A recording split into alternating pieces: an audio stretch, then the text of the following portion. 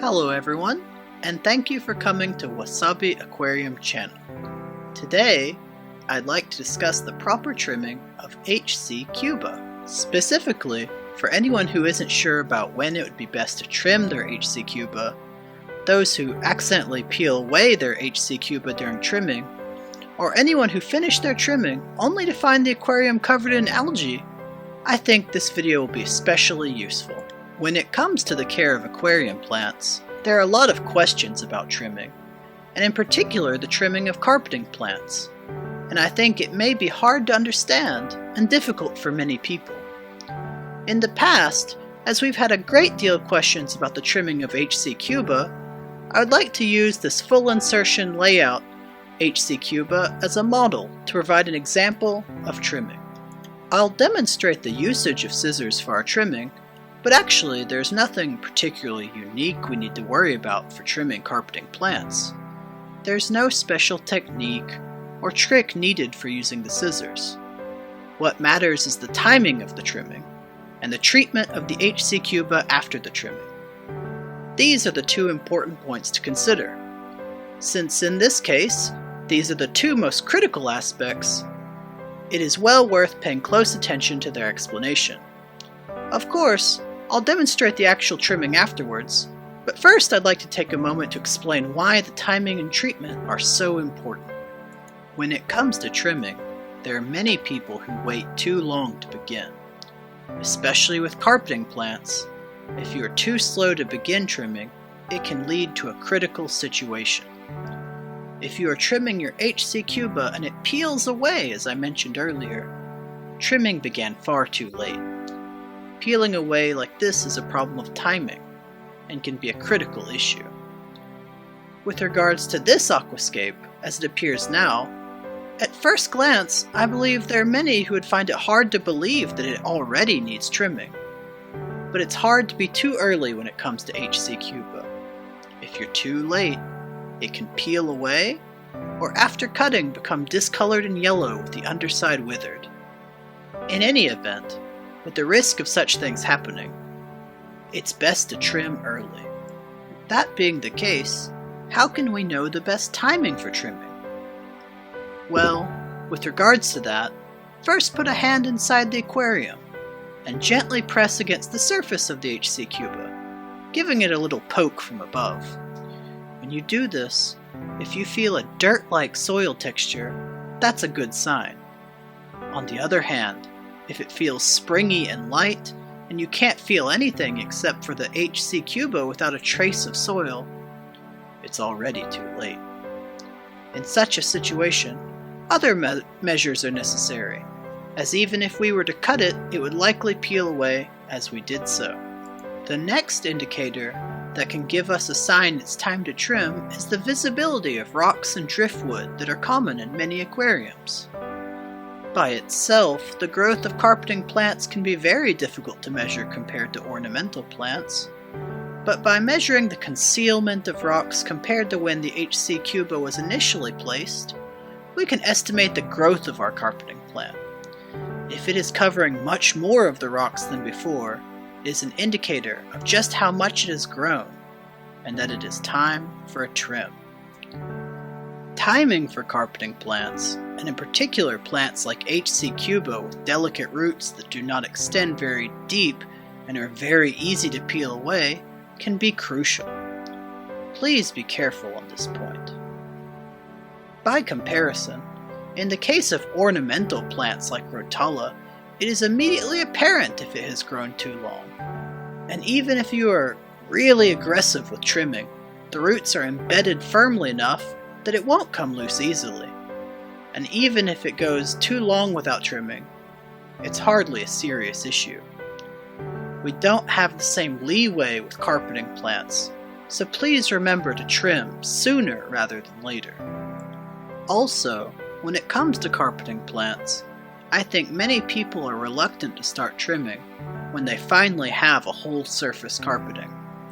It can feel like a waste, and I know the feeling myself. It can be difficult to commit to trimming after expending so much effort to finally have a nice full surface. But if you delay too long, it can become thicker and thicker until it's peeling away and you have to start fresh from the beginning.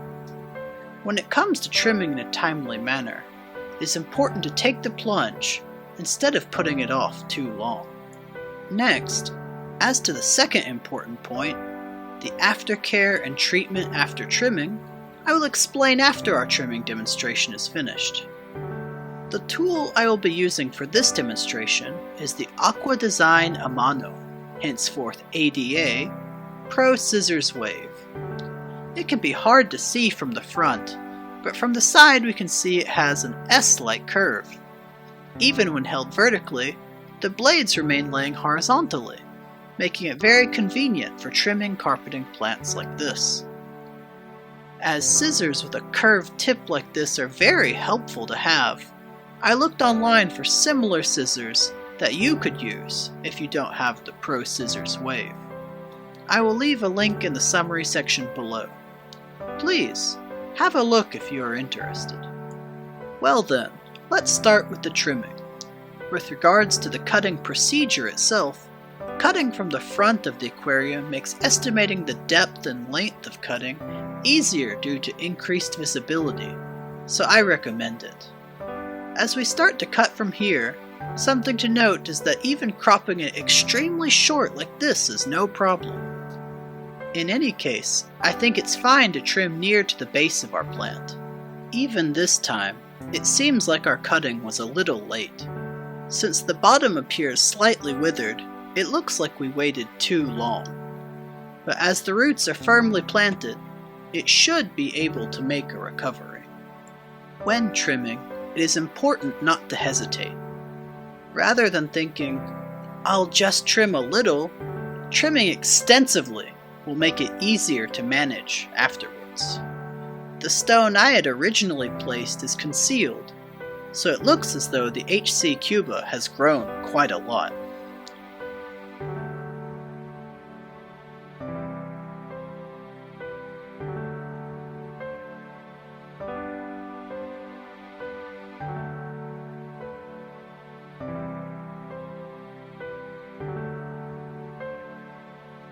Alright, so as you can see, for now I've trimmed just the left half first. I've separated the right and left to make the contrast easier to understand. I think it's obvious, but looking at the right and left, the left is considerably more yellow than the right. This is because of the lower layer of the HC Cuba that did not receive much light is revealed, giving the left its yellow appearance. With a color like this, it appears that the trimming wasn't too terribly late, so we could even say it was just about right. As for the thickness of the trim sections, HC Cuba has a considerably varying thickness based on location, but we can say on average we are pruning about 10 millimeters, but in some places it can be up to 20 millimeters. Essentially, if you cut like this, there shouldn't be any issues. To emphasize, the important point is to cut thoroughly and vigorously. If your trimming is shallow, the carpeting plant will quickly regrow its thickness, the bottom section wither, and ultimately peel away. Therefore, I'd like to ask that you cut near the bottom. Now that the trimming is finished, it's time for our second important point, the post-trimming aftercare and treatment methods. Immediately after trimming, the balance of the aquarium is severely disrupted. In this aquarium, the whole surface carpeting HC Cuba was performing a valuable role by absorbing nutrients and purifying the water. But by cutting away the most vital section of the HC Cuba, its absorptive ability has fallen. If we leave it in this condition, with nutrient absorption reduced, nutrients will be left over. This leads to algae. I think everyone may have some experience with this, but with ornamental plants, rotala, HC Cuba, and so on, but you may find that after doing considerable trimming, it's easy to find yourself with an algae problem. In the worst case, algae could rapidly spread all at once and destroy your aquascape, so it's important to change the water immediately after trimming. Although I have just changed the water for this aquarium, if possible, timing your trimming to coincide with your aquarium's water changing could be convenient. Directly before changing the water, do any necessary trimming, and then remove the floating vegetation left over. This, and the subsequent management, is the most important point. If, for example, you've been changing your aquarium's water at a rate of 1/3 a week, changing it twice a week would be better in this situation. For a period of at least 2 weeks, the HC Cuba will be in a state where it cannot absorb too many nutrients. Caution should be exercised while it recovers. In any case, it is important to get rid of excess nutrients. Another important thing to consider in post-trimming treatment is the management of liquid fertilizer. Of course, the amount of liquid fertilizer that was originally appropriate for a beautiful full-grown plant is excessive for a freshly trimmed one, as nutrient absorption has suddenly decreased. Because this is the case, reducing the amount of liquid fertilizer would be best. Naturally, when the plant has recovered to its previous size, it can receive its regular amount as normal, but temporarily lowering the amount of liquid fertilizer is an important consideration.